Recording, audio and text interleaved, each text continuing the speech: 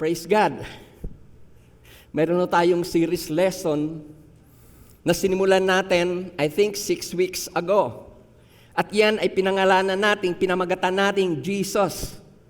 But Jesus is just more than a name. Because everyone who put his trust on Jesus will never be the same. Kaya kung ikaw na narito sa ngayon, ikaw na nakikinig sa ngayon, ang nagbigay ng iyong tiwala sa Diyos na yan, na pinangangaral sa church na ito, your life will never be the same again. At yung Jesus more than a name, tiningnan natin yan base doon sa mga sinabi mismo ni Jesus, I am. So sinimulan ho natin yan na I am the resurrection. Pag sinabi ni Jesus that I am the resurrection, those who believe in His resurrection has also resurrected life. That means, if you put your trust in Him, you will live with Him eternally in heaven. And those who put His trust even in the name of Christ will experience satisfaction. At ang satisfaction na yan, ginagawa ho yan ng Diyos sa atin mula pagkabata, lalo na pagka kumikilala na tayo sa Kanya hanggang tayo ay bawian ng buhay. Kaya wala hong, in reality ho, wala hong maghihikaos na anak ng Diyos because Jesus is the one that could satisfy our needs. And at the same time, hindi ho tayo mag-aalala kung tayo man ay napapaligiran ng iba't ibang hinaharap na mga problema. Bakit ho? Because Jesus is the light of the world. And those who put his trust in Him will have the wisdom to face everything that the enemy might be putting just to hinder us from not giving God the glory, from not serving God the way He wants us to be. It is what Jesus could do, being the light of the world. And at the same time, tingnan natin that Jesus is the door. Those who commit their lives to Jesus is 100% sure. I-fast forward ko yan. The heaven's door will be opened to you. Malapad ho yan. Dito lang naman ho yan sinasabi na enter by the narrow gate. But there in the heaven, it's already wide. 1 million could come into that place, one at a time. Dito lang naman ho yun binabanggit sa sanlibutan. But there, ang 1 million na sabay-sabay na maligtas, kayang pumasok ho doon. That's how secured that door is. Alam niyo kung anong ibig sabihin na how secured that door is? Pag nandoon ka, hindi ka na papasukin ng mga problema. Hindi ka na papasukin ng mga pag-aalala. That's how secure that door is. And last week, tingnan ho natin, because every one of us needs care. Salamat, may parents tayo, may pastor tayo, may mga kaibigan tayo na nagmamahal sa atin.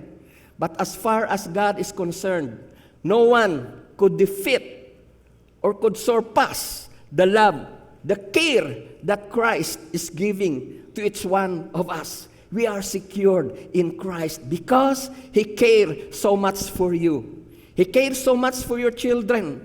He cares so much for your future. He cares so much for your plans. Kaya pag sa Jesus ang ating ginawa na shepherd ng ating buhay, tiyak ho, mayroong Diyos na hindi magpapabaya sa inyo. At ngayong umaga na ito, isa pang I am na sinabi ni Lord ang ating titingnan. At sisimulan ko ito sa pamamagitan ng pagbibigay sa inyo ng katanungan because I want to stir up your mind about this thing. Sa lahat ng mga sinabi ni Lord Jesus na I am serious, ito ho, alin ho doon ang pinaka-controversial sa lahat?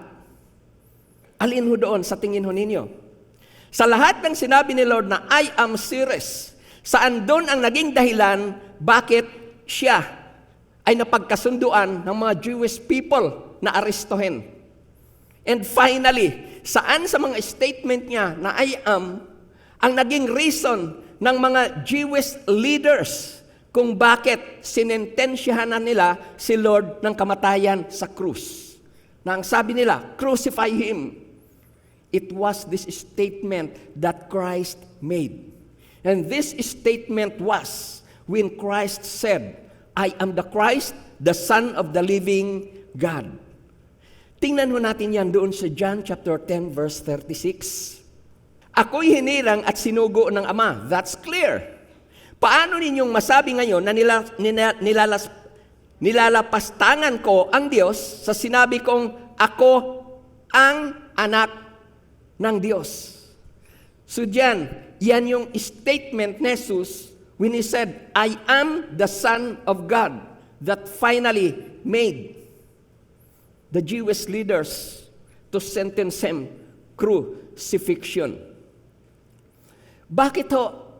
Yan ang ginawang batayan ng mga Jewish leaders na decision para siya ay finally i-crucify. Kailangang makita ho natin kung paano tinitingnan ng mga Jewish people yung word na Son of God. Para sa isang Jews, ang Son of God, pag binanggit ho yun sa Bible, it is a phrase na ang ibig sabihin, pag sinabi sa kanila na I am the Son of God, actually, that one who claims, who says, I am the Son of God, he is claiming that he has the same nature as God. Na ang ibig sabihin, the Son of God is actually God. At iyon ang hindi matanggap ng mga tao noon. Kaya sinabi ho nila, you are blaspheming God because you said, I am the Son of God. Yun ang ginawa nila sa John chapter 10 verse 36 na binasa natin kanina. Tingnan ho natin ang Hebreo chapter 1 verse 3. First part nito. Tingnan nyo kung paano dineclare ng Bible ang tunay na kalagayan ni Jesus. His Son, talking about Jesus, is the reflection of God's glory. So kung paano sinasamba ang God the Father, that's also the way God the Son must be worshipped. His Son is the reflection of God's glory. Exact likeness. What the Father can, the Son can also does. What the Father don't want, that's also what the Son don't want. Kaya sabi niyan, His Son, Jesus, is the reflection of God's glory and the exact likeness. Kung titingnan nga po natin, how blessed are they? Dahil pinili ho ng Diyos na sa kanilang bayan, magkatawang anak ang Diyos. So they should be blessed for that. Pero iba ang kanilang ginawa nang si Jesus ay ipanganak sa kanilang bayan. Now, nung tinanggihan nila si Jesus, sa pagkiklaim ni Jesus na siya ang anak ng Diyos, in reality, it is irony. Bakit to? Because every time we reject, idadamay ko na sa atin ngayon, every time a person reject the Son of God, what we're rejecting in reality is God's only way for us to be restored back to God. Talong-talo ang sino man na nagre-reject kay Jesus bilang anak ng Diyos. Hindi yan makakabuti sa sino man sa atin. Kasi pag sinabi niya na I am the Son of God, it is God Himself offering us relationship through His Son. Kaya in reality, ang mga tao na yon, ang kanilang nire-reject is God's only way to be restored back to God. So John chapter 20 verse 31, pakinggan po nating mabuti ito. Lord, I pray that may this message, Lord, be one of those that will be understood better by each one of us who is listening right now. Jesus, help us. John chapter 20 verse 31. But these are written. Palawakin na ho natin yan. May Bible. Isinulat ang Bible, that purpose. That you may believe that Jesus is the Christ, tingnan nyo, the Son of God. At pag yun daw ang ating pinaniwalaan, believing, what's the next phrase? You may have life in His name. You may have life in His name. So every time you accepted Christ as Lord and Savior of your life, what was restored to you? You have been restored back to the family of God. You have been restored back to to the family of God. Yun ang reason kung bakit sinasabi sa Bible, sa isang kaluluwa lamang na nagbalik loob sa Diyos, milyon-milyong anghel ang nagsasaya. Because God wants His place to be populated by people whom He loves. At tayo po yun. Kayo yan na nakaupo sa ngayon. Kayo yan na nakikinig sa ngayon. Bago natin ipagpatuloy ito, gusto ko na atin munang maunawaan bakit kailangan ng anak ng Diyos na magkatawang tao. Meron akong 3 reason na ibibigay sa inyo. Number 1, bakit kailangan ng anak ng Diyos na magkatawang tao? Number 1, nalinlang ho kasi ang tao eh. So nung nalinlang ang tao ng dyablo, doon pa lamang sa Genesis chapter 3, what happened? Sin entered. Yun ang number 1, man sin. Nagkasala ang tao. And it is the sin that man committed that separates us from God. Isaiah chapter 59 verse 2. Sabi diyan, but your iniquities. Pag sinabi iniquities, it is our sinful acts. Yan yung ating mga masasamang gawa. It could be in thoughts. It could be in deeds. It could be in action.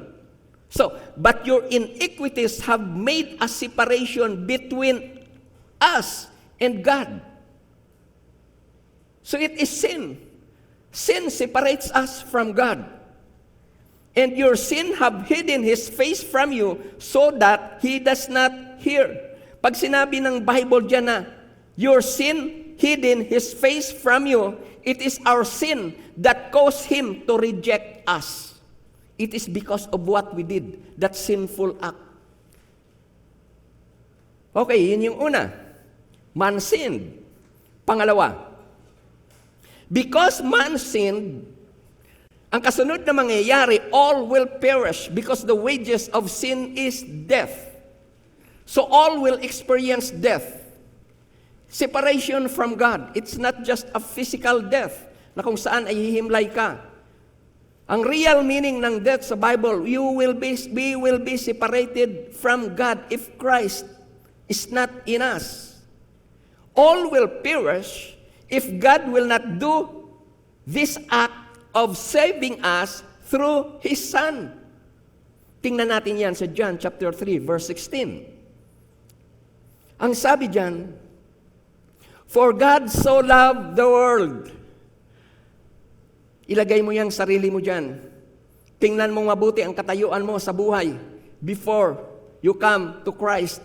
O kung hindi mo pa kilala si Jesus, ilagay mo ang sarili mo dyan sa world.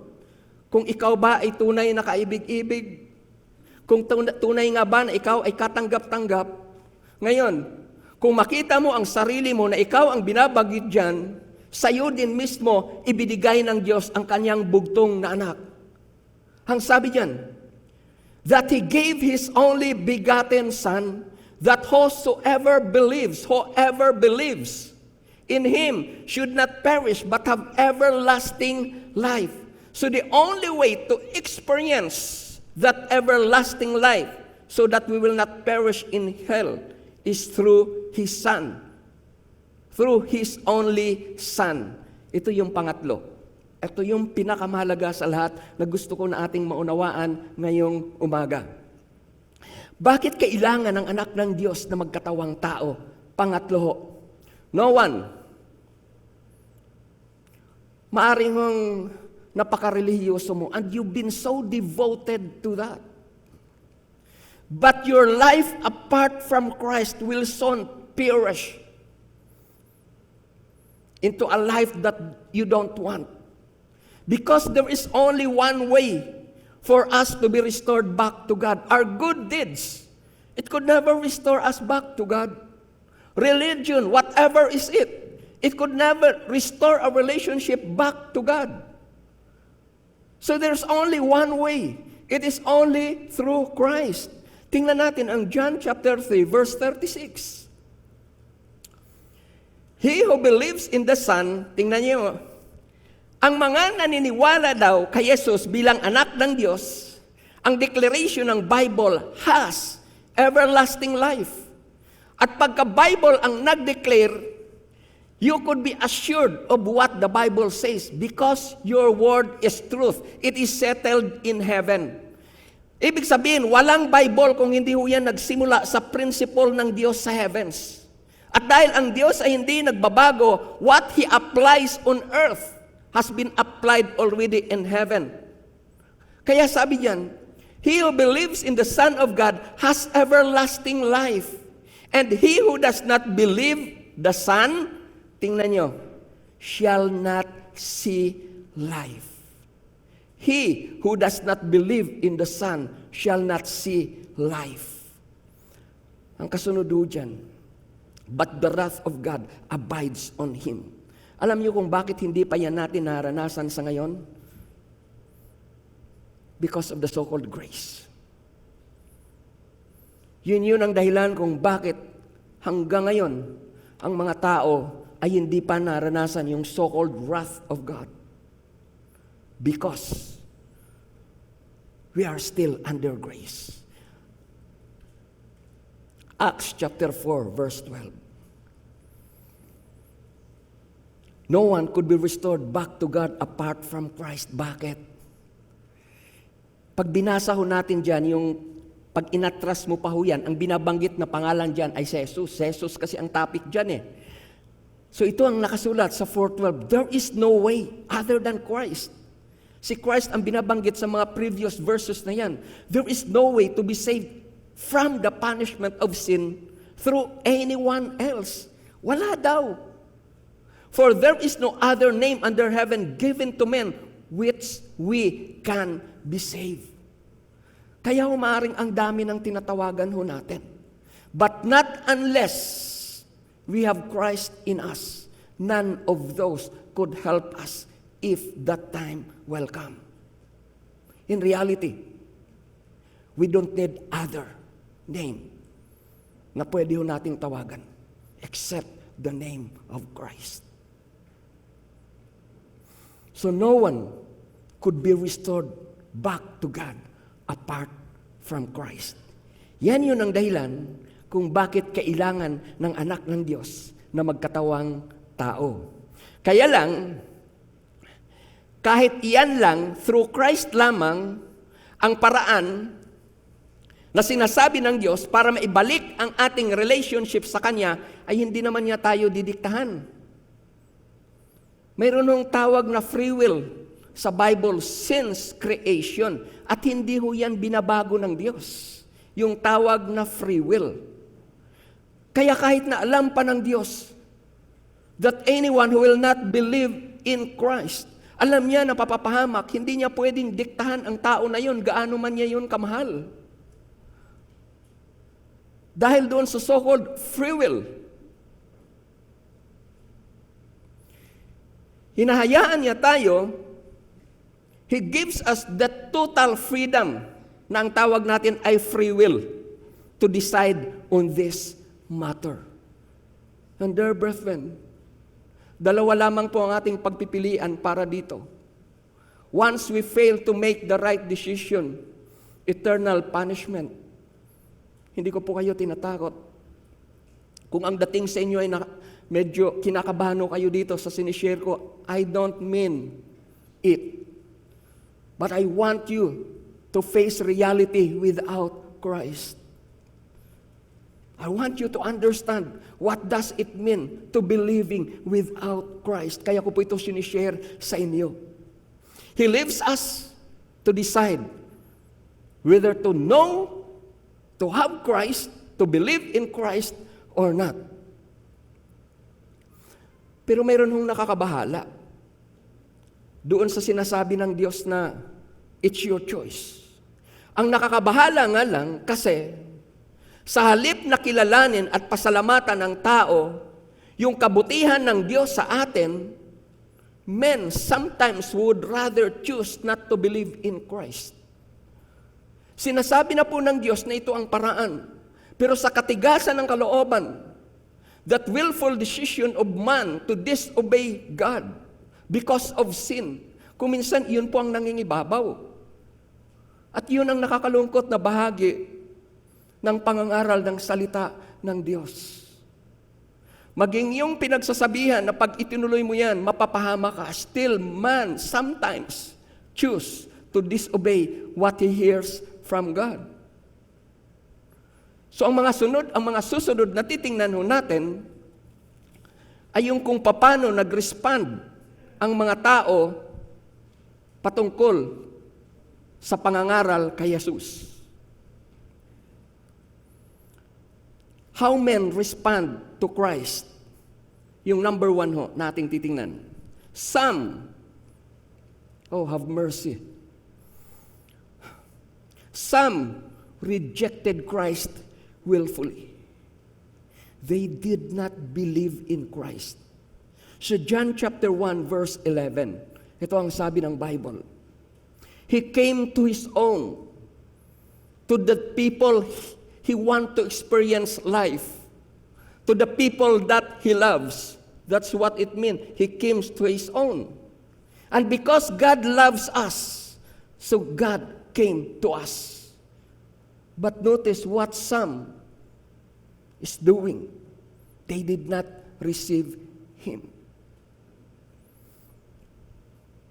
They did not receive Him.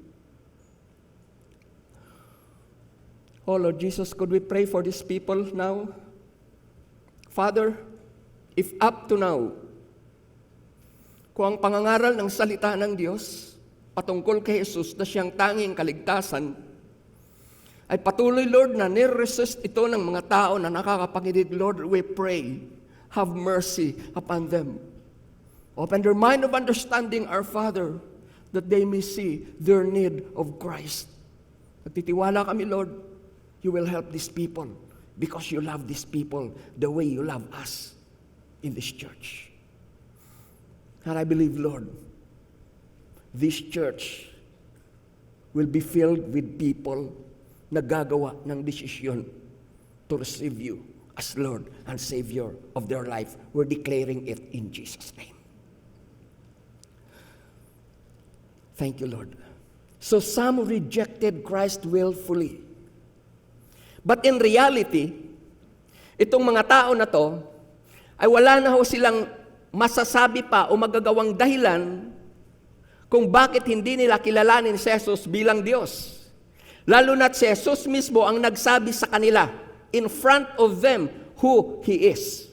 At titingnan ho natin ang ilan sa mga ito. Sa John chapter 3, verses 13 to 18, nung kausap niya si Nicodemus, ang tawag niya sa kanyang sarili, Son of Man. And at the same time, He called Himself to be Son of God. So mayroon po akong ika-clarify ho dito, kasi dito sa ating mga titingnan, ginamit ni Jesus na siya, tinawag niya ang kanyang sarili na siya ay Son of Man, at tinawag din ni Jesus ang kanyang sarili na Son of God. Is there a difference between the two?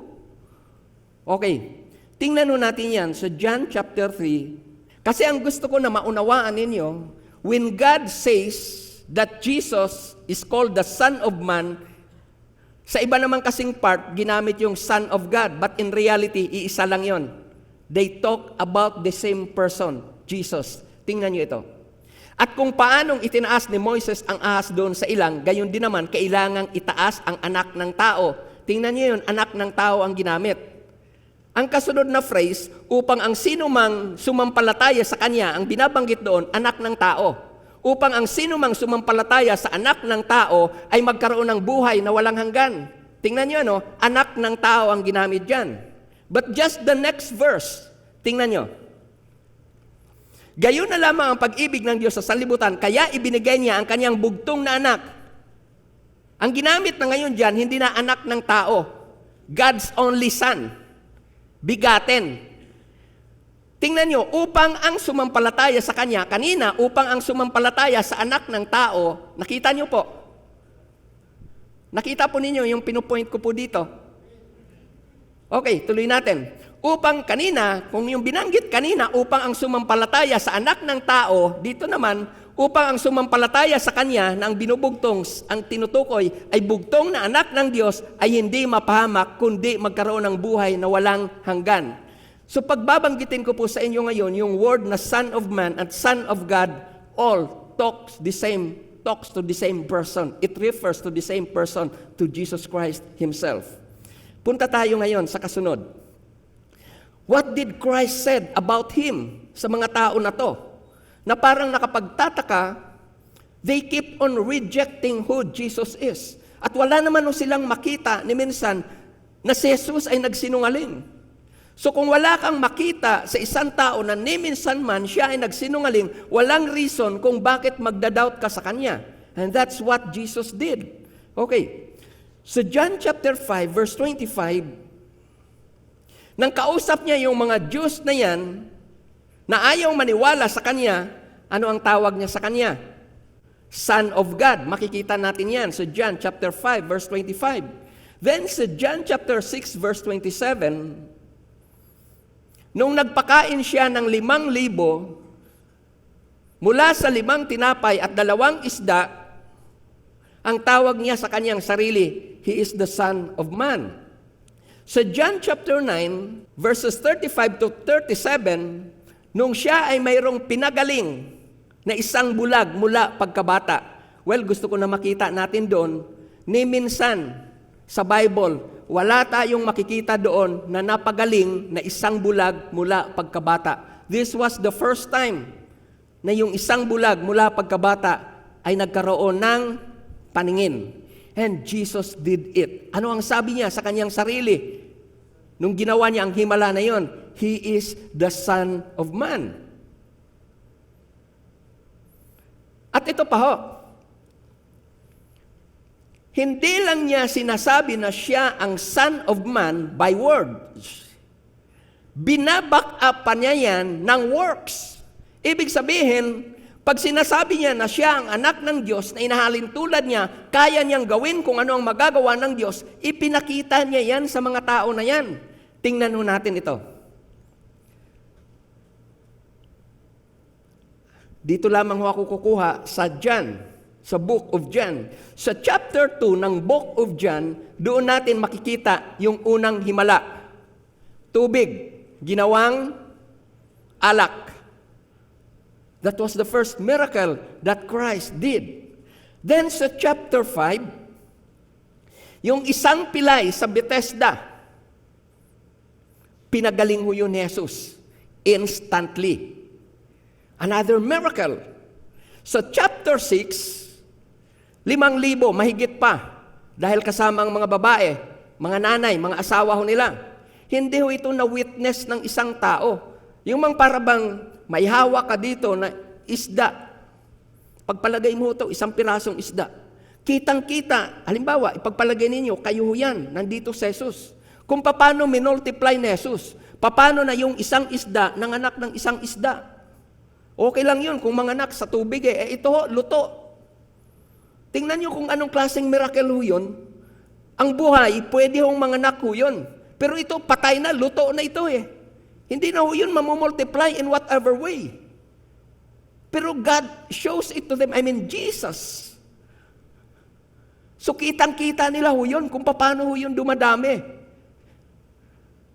Now, isang bulag muli doon sa chapter 9, ang pinagaling ni Jesus na nakarating ito mismo doon sa mga religious leaders. Then, yung patay na binuhay sa chapter 11, Lazarus. Kaya kung titingnan natin, with the words of Christ, which says that He is the Christ, plus the works of Christ to back up His claim that He is Christ. Still, John chapter 12, verse 37. But although, tingnan niyo yun but although He had done so many signs before them, hindi ho yun ginawa in secret. It was done right in front of them, in their very own eyes. Still, they did not believe in Him. Nakakalungkot. Sa present day situation ho natin, maaaring mayroon ho kayong mga sinisharean. Ang buhay ninyo mas magulo pa kaysa kanila. Pero nakilala ninyo si Lord. Naayos ang buhay niyo. Pero ayaw manampalataya na kaya naayos ang buhay ninyo dahil kayo ay kumilala kay Jesus.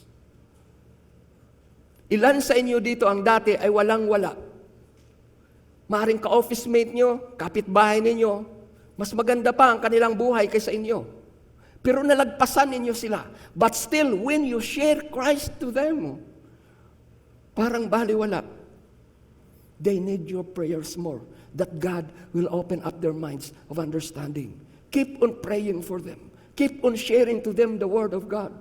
That's all that they need para mabuksan ang kanilang kaisipan. Now, yun pong pagre-reject, ito para sa akin Para sa akin, kung ayaw mo sa akin at wala ka namang gagawing kasamaan sa akin, tanggap ko yan. Ayaw mo sa akin, wala ka namang gagawin. Ayaw mo lang sa mukha ko.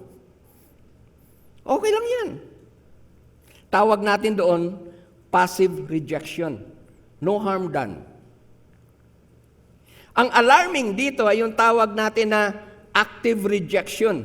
Yun bang gagawan ka na ng masama nung umaayaw sa'yo? And that's exactly what these people did to Jesus Christ. Yung inaayawan nila, si Jesus mismo. Gusto na nilang gawa ng masama. And let's see some of those. What did these unbelieving people did to Him? Una, they slander. Ano ang ibig sabihin ng slander? To make a false statement that causes people to have a bad opinion of someone. Ang ginagawa nila, character assassination. Sinisira ang puri, sinisira ang dangal, winawasak ho yung pangalan. Tingnan natin yan sa John chapter 10, verses 19 to 21. At muling nagkaroon ng pagkabahabahagi ang mga Hudyo dahil sa salitang ito. When he said, He is the Son of God. At marami sa kanila ang nagsabi, tingnan nyo, mayroon siyang demonyo. So yung mga tao na nagsasabi na mayroon siyang demonyo, ang purpose noon, sirain ang tao na yan. At nakakalungkot ho yan kasi sa Bible, ang mga demonyo, hindi lamang nananampalataya na si Jesus ay anak ng Diyos, nanginginig pa. Kaya kung minsan parang maniwala ako na mayroon pang mas masahol, sorry. Sa demonyo. You know what I mean? Ano pa ang kanilang ginagawa? Ito pa ang kanilang sinabi. Siya ay nauulol. Yung bang nababaliw. He is mad, he is insane. Bakit ninyo siya pakikinggan? Sa verse 21, sinabi naman ng iba, hindi ito ang salita ng isang may demonyo. Kaya ba ng demonyo na magbukas ng mata ng bulag?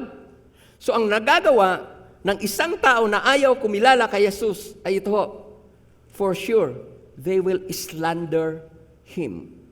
Kaya wag tayong magtaka kung bakit sa mga nag-share ng kabutihan ng Diyos, people also tells negative things about you. Ang reason noon, what they are rejecting is not really you. What they are rejecting is the good news that you are sharing to them. What else did they do? They stoned Him. Yung bang hindi lang nila sinisiraan sa Jesus, gusto na talaga nilang sasaktan. Muling dumampot ng mga bato ang mga Hudyo upang siya'y batuhin. Pansinin po niyo yun, Ayaw lang maniwala sa sinasabi mo, pero babatuhin. Naalala ko tuloy yung mga panahon na kung saan nagsisimula pa lamang yung tinatawag na pangangaral ng salita ng Diyos sa mga university belt. Hindi nyo na siguro naranasan sa ngayon, pero noon kung mangangaral ka ng salita ng Diyos, pag dumaan ka sa palengke, kamatis na bulok ang ibabato sa iyo. Yes, nangyayari yan nung kapanahunan ko. And the worst thing that these people did because of the rejection of Jesus Christ is when they sentence him to death without fair trial. Yun ang pinakamatindi sa lahat. Hindi mo na nga pinag-aralang mabuti, hindi mo na nga sinuri ng mabuti kung ang tao ba na to ay karapat-dapat nga sa ganitong parusa, na dapat makaranas ng ganon, sinintensyahan pa siya ng isang parusa without fair trial. Yun ang reason kung bakit siya ay nakapako sa cross, because of the death sentence without fair trial. Sa atin hong mga tiningnan ay mayroon akong gusto na makita natin mula sa ating mga tinalakay. Ito, gusto ko na makita natin dito ang reason bakit gusto nilang patayin si Lord. Gusto ba nilang patayin si Lord kasi may nakita silang kasalanan sa Kanya? No. Pag binasa natin ang kwento ni Jesus, from the Gospels, makikita natin diyan, not a single sin could be seen in the life of Jesus. Wala tayong makikita na any sin na pwedeng mag-pinpoint kay Lord para siya ay mahatulan ng kamatayan. Hindi rin yun dahil sa na-misunderstood nila si Lord. Alam nila na yung kiniklaim ni Jesus ay yun din ang paniwala sa Old Testament, na pag binanggit yung Son of God, in reality, the one who claims to be the Son of God is in reality claiming himself to be equal with God. Unawa nila yun, si Jesus ang nagkiklaim noon. So, ano ang reason kung bakit sinentensyahan nila si Jesus ng kamatayan? Ito, they willfully rejected His claim. Kahit na narinig mismo nila kay Jesus na hindi namang nagsisinungaling ni minsan, kahit back up pa yan ng mga himala ang sinasabi ni Jesus, they willfully rejected His claim that He is the Son of God. And they determinado sila na patayin ang anak ng Diyos. Pero mayroon nung isang nakakatuwang bagay dyan doon sa kanilang ginawa. Nung si Jesus ay finally nasentensyahan ng kamatayan. What does it mean to us who believes in Christ? Death was destroyed because Christ rose from the dead. Doon din napatunayan na si Jesus nga ay tunay na Diyos because He was able to rose from the dead. Salamat na lang, hindi lahat ng mga nakinig kay Lord ay nireject siya. Patunay, you are here in front of me, you are there, listening to this preaching. You are interested in Christ. Kaya ang buhay niyo mismo ay patunay na hindi lahat ay gustong mag-reject kay Jesus. There are those who go out of their way to seek Him even during the time of Christ. So ano yung isa pang group ng mga tao na nag-respond kay Christ? Ano yung response ng ibang grupo ng tao kay Kristo? Yung una kanina, some rejected Christ willfully. Pero ito yung pangalawa. There are still those people who put their trust in Jesus. John chapter 10, 41. Ang sabi dito, many people came to Him and said, John did no powerful work, but what John said about this man is true. Ang sabi diyan sa verse 42, many people put their trust in Jesus there. Salamat na lamang, mayroon hong mga tao na nagbukas ng kanilang puso kay Kristo. And remember, every time we put our trust in the name of Christ, you are the one who will experience life. You will be the one who will experience the very power, the very presence of the Holy Spirit in your life. You will be the one who will be able to experience real peace. You will be the one who will be able to experience real joy.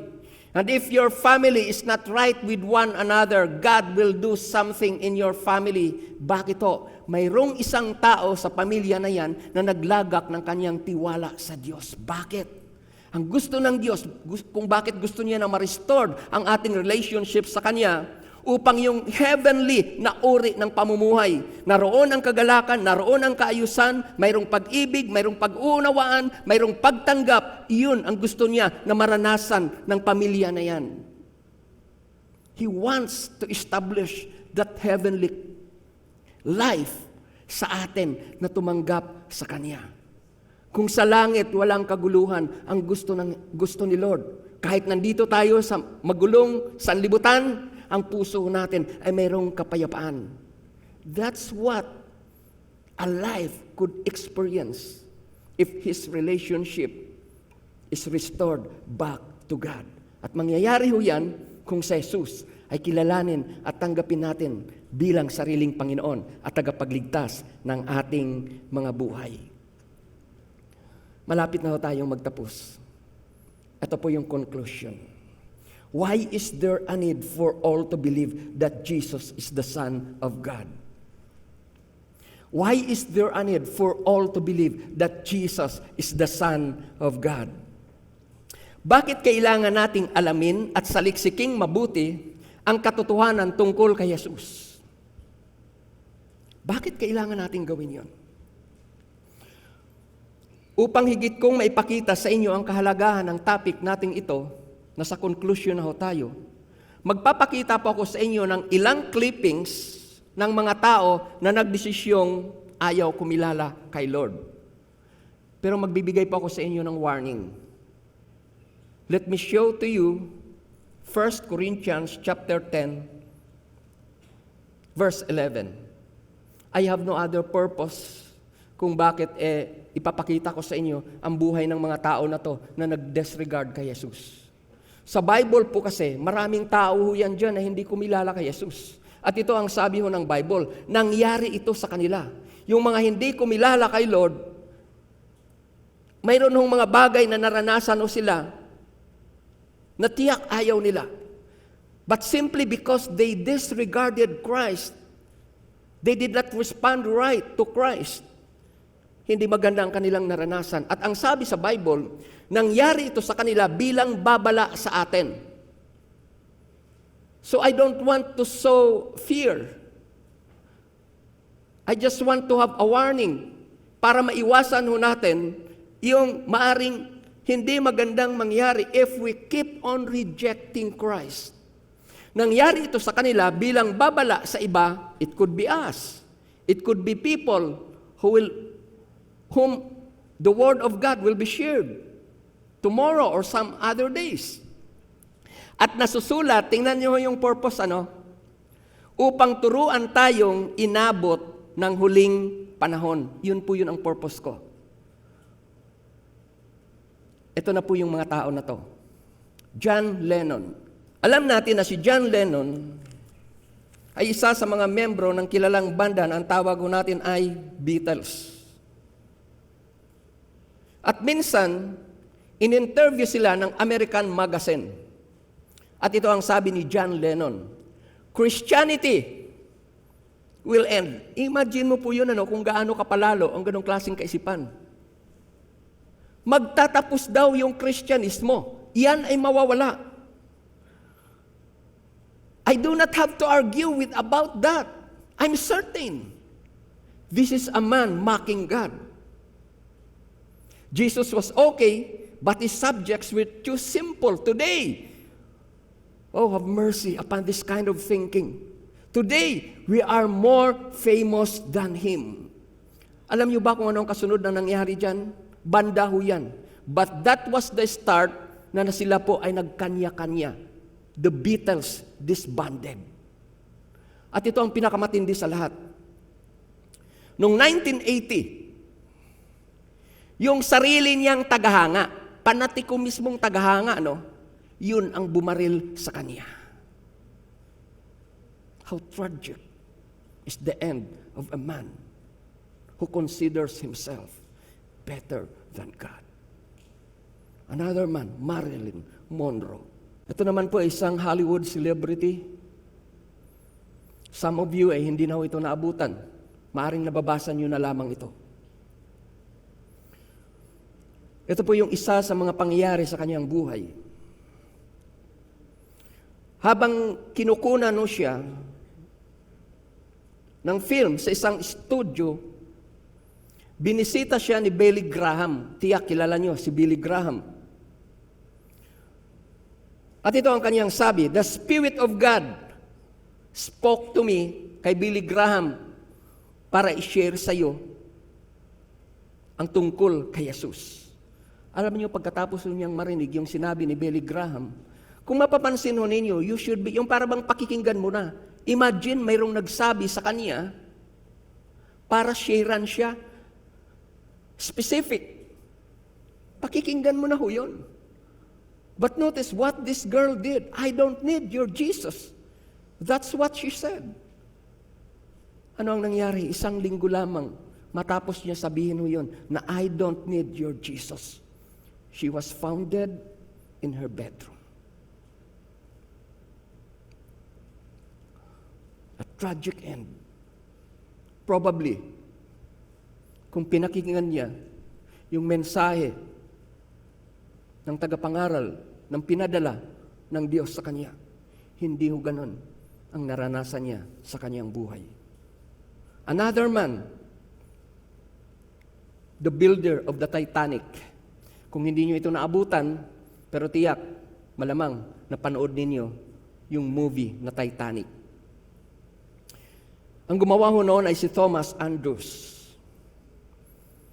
At ang pangarap niya ay makagawa ng isang barko na pambihira. Nung panahon na yon, yung hindi pangkaraniwan, kakaiba ho siya. Nung panahon na yon. At minsan, during the launching nung barko na yan, tinanong siya ng reporter. Sabi diyan, "How safe is the Titanic would be?" Pansinin po niyo kung paano yung mapanuyang sagot ng builder na ito, ng Titanic. Sabi niya, even God Himself, maging ang Diyos ay hindi kayang palubugin ang barko na Kanyang ginawa. Yun yung mga magsasabi na hindi ko kailangan ng Diyos, kaya kong patakbuhin ang aking buhay. Notice what happened sa barko na yan. Hindi ho yan nakarating doon sa dapat na patunguhan. Bakit ho? Lumubog ho yun. Unang biyahe, lubog, simply because of what was said. Even God Himself could not sink the ship. Alam niyo, every time we hold on something na parang kayang-kaya kong patakbuhin, negosyo ko, kaya kong patakbuhin, I don't need to go to church. Pag-aaral ko, kaya kong ayusin. I don't need to hear the Word of God. I don't need to go to church. I don't need to attend Bible study. Yes, you may. You may be able to finish your course. But you will not enjoy life kahit na matapos mo pa ang course mo na yan. Another one, Tancredo Neves. Nangyari po ito noong 1984, nung siya ay magkandidato bilang presidente ng Brazil. Sabi niya noong 1984, kung makakuha lamang ako ng 500,000 votes mula sa kanyang party, kahit daw yung Diyos hindi kaya siyang patalsikin sa presidente, sa pagiging presidente. Alam niyo, nangyari ho yun.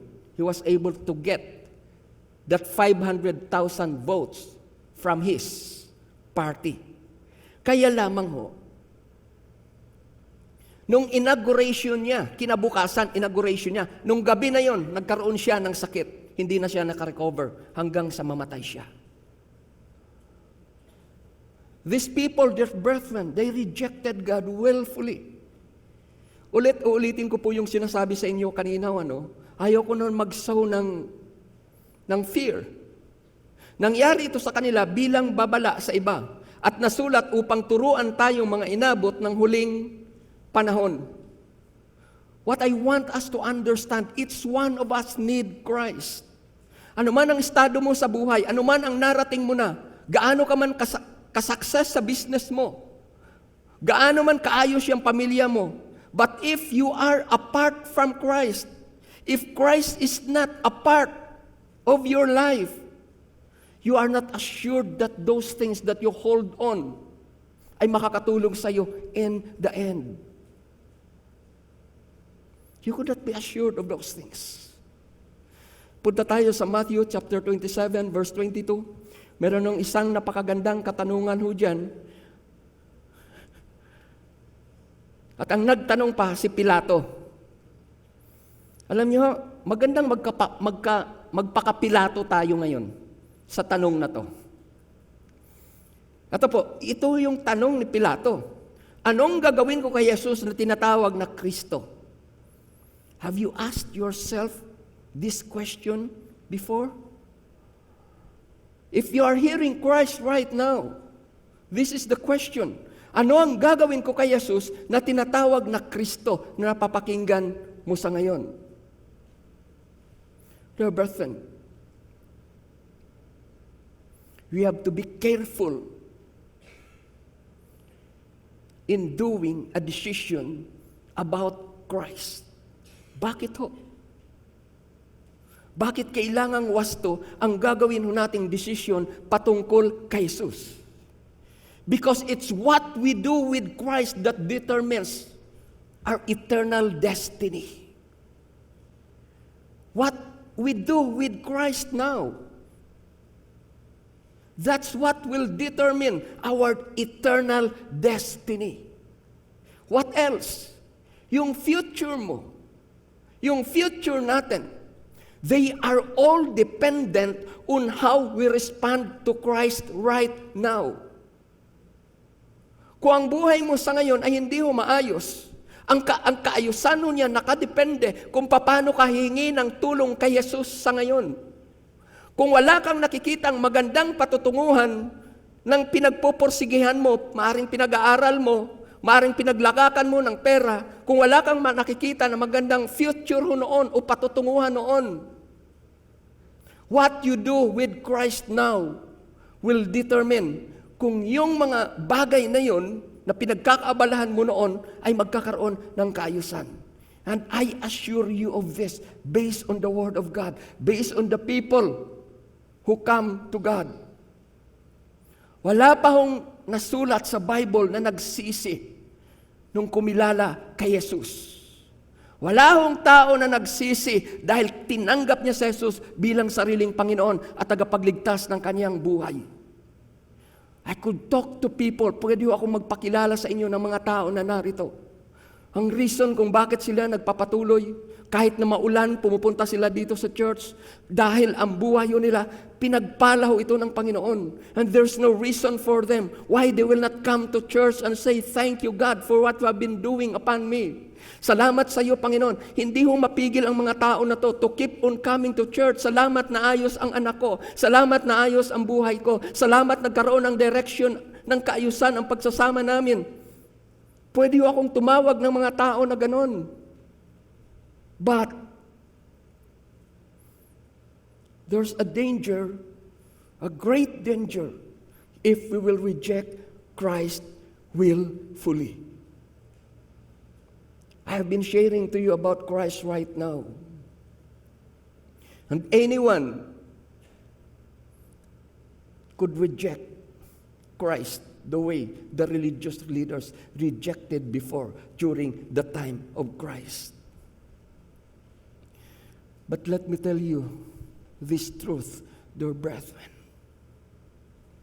There's a truth from the Bible that could never, hindi mo ito kayang baguhin. No matter what. Puntahan natin yung 1 John chapter 5 verse 11 to 12. 1 John chapter 5, verse 11 to 12. Sabi diyan, and this is the testimony that God has given us eternal life. And this life is in His Son. Ito ang gusto ko na atin i-highlight. He who has the Son has life. He who does not have the Son has no life. Yan lamang po. Yung verse na yan, before we make a decision to reject Christ, consider this verse. He who has the Son has life. It is God's promise to those who will believe, who will put their life in the very hands of the Son of God. They are the one who will experience life. They are the one who will experience satisfaction. They will be the one who will experience illumination. They will be the one who will experience security. They will be the one who will experience how good and how caring our Father is. Those who put their life in the very hand of Christ. He who has the Son has life. He who does not have the Son, it's very clear in the Bible. You don't have life if you don't have the Son. No Christ, no life. That's what the Bible says. So it's very dangerous not to put our life in the very hands of Christ. He who has the Son has life. You don't need to go to heaven to experience that. As long as you have Christ even here. Alam niyo na kahit na ikaw ay may sakit, nasa ospital, walang pambayad, kapos. But if you have Christ in your heart, with Christ in my vessel, I can smile at the storm. Tingnan niyo, no? Oh, that's what, yun know, yung magagawa ho ng Diyos sa atin hong mga buhay. Yung contentment ay wala ho kasi meron ako physically or what this world offers. Once you have Christ in your heart alone, you could face life ahead confidently.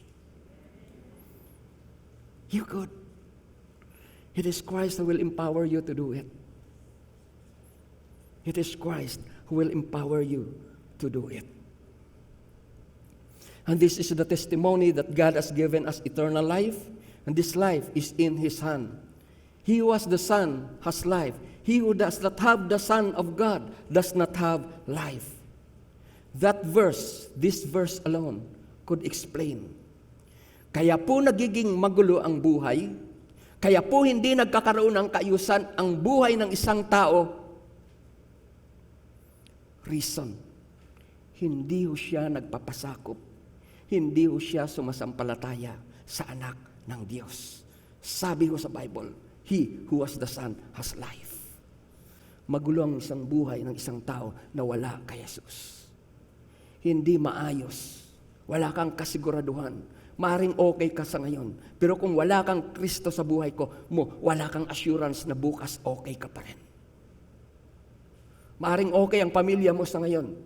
But if you don't have Christ, wala kang assurance yung family mo ay buo pa rin yan hanggang sa bukas. At hanggat hindi natin dadalhin ang ating mga anak sa pananampalataya, wala tayong assurance na ang ini-enjoy natin ngayon na buhay, a life in Christ, ay yun din po ang ma-enjoy ng ating mga anak. Kaya napakahalaga, we as a church, be sure your faith, lalo na sa mga tao na malapit sa iyo, sa kakilala mo, sa kaibigan mo, be sure to tell the goodness of Christ to them. Christ alone could save us. Christ alone is the way for our relationship be restored back to God. I just want to clarify this, brethren. Hindi ko naman sinasabi na lahat ng kikilala kay Lord bilang sariling Panginoon at tagapagligtas ng ating buhay ay magiging tanyag, magiging dakila, yayaman, kikilalanin, titingalain, mananalo, pagka pumasok sa election, Hindi ko sinasabi na lahat ng anak ng Diyos ay maging first honor sa school. Hindi ko sinasabi na lahat ng anak ng Diyos ay magiging head sa kanila pong ina-applyan. Hindi ko po sinasabi ho yan. Pero ito ho ang tiyak. Nagkakaroon ng kaayusan. Nagiging payapa ang buhay ng isang tao na naglagak ng kaniyang buhay sa anak ng Diyos. Sigurado ho yan.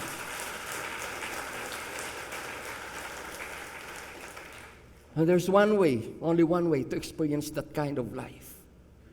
John chapter 1, verse 12. John chapter 1, verse 12. But as many as received him, to them he gave the right. It is the authority, the privilege. Sa Tagalog, iyan ay karapatan. To become children of God. To those who believe in the name of Jesus. Here's my question to all of you who is listening right now. Ano ang response mo sa anak ng Diyos sa ngayon? Ano ang response mo sa katanungan na nakasulat sa Matthew chapter 27 verse 22? Ano ang gagawin ko kay Jesus na tinatawag na Kristo? Sa John 1:12, ang sagot ko doon, kailangan nating tanggapin siya bilang sariling Panginoon at tagapagligtas ng ating mga buhay. And let me lead you to a simple prayer to experience this now. Sundan niyo ang maikling panalangin na ito at ariinin niyo ito bilang taos-puso ninyong panalangin sa Panginoon. Panginoong Jesus, sabihin ho natin ito sa Diyos. Panginoong Jesus, salamat sa pagpapaunawa na ginawa ninyo sa ginawa ni Jesus para sa akin. Panginoon, tinatanggap ko ang iyong anak na si Jesus bilang aking Diyos, Panginoon at tagapagligtas ng aking buhay. Nagtitiwala ako na mula ngayon ang buhay ko ay mayroon ng patutunguhan. Salamat, Banal na Espiritu Santo, kayo na ang hinahayaan ko na maghari, mangusap at magturo sa buong pagkatao ko. Salamat, Panginoon, alam ko, nakalaan ang buhay na walang hanggan para sa akin na kumilala kay Jesus na bugtong na anak ng Diyos. Salamat sa kaligtasan. Let me pray for you. Father,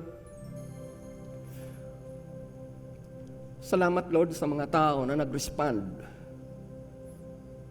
sa sinasabi ninyo that all of us need Christ. Father, I know that in this world, even those who are in Christ will experience tribulation. But when Christ experienced death, He also experienced resurrection. Father, we ask and pray, yung mga anak mo, Lord God Almighty, na nakaranas ng kahirapan, let that situation be changed. Ang mga anak mo, Lord God Almighty, na nagkaroon ng labis na mga problema, it could be an effect, Lord, of their own wrongdoings. Pero salamat, Lord, there is forgiveness. So as they lift up their hearts unto you, Lord, let your grace be upon them, that next time, Lord, they will be able to do that which is right. Yung mga nagkukulang, Lord, financially, sa kanilang pamilya, sa kanilang pag-aaral, I lift them up unto you, my God. Being your son, I ask and pray, Father, meet the needs of your people. Salamat, Lord. Kayo ang Diyos na pinagtitiwalaan namin ng aming buhay. At alam ko, Lord, habang narito kami sa sanlibutan na ito, mayroong Diyos na magpapatnubay, mag-iingat, gagabay, at magpapalakas sa amin. At alam ko po, Lord, lahat kami sasamahan ninyo hanggang kami humarap sa iyo. Oh, thank you, Jesus. Bless your people, Lord. Strengthen each one of us. It's you that we need, Lord. Kayo lamang aming kailangan sa mga panahon na ito, Lord. And we put our trust in you. Thank you, Jesus. Itaas natin ang ating mga kamay. Father, in Jesus' name, I thank you, dear Lord God Almighty, because by the grace that has been poured out upon us through Christ, paglabas namin ang church na ito, Father, patuloy kami na makakaranas, Lord God Almighty, ng pangungusap po ninyo, because you don't just speak inside the church, our Father. Pag uwi namin, Lord, pag kami nasa amin pong mga bahay, I know that you could speak continuously about the way you want us to live on this earth. Sa paglabas ng iyong mga anak, Panginoon, sustain them with the power that comes from you. Bless their work, Lord. Bless their family. Bless their children, their parents, my dear Father. And most of all, sa paglabas nila, Panginoon, bigyan ninyo ng katagumpayan sa pamamagitan, Lord, ng direction, ng leading na ibibigay mo sa kanila. Ang kanila pong pagpapagalan, it might be in the job, Lord, it might be in their school. Bless these people, Father. I lift them up unto you.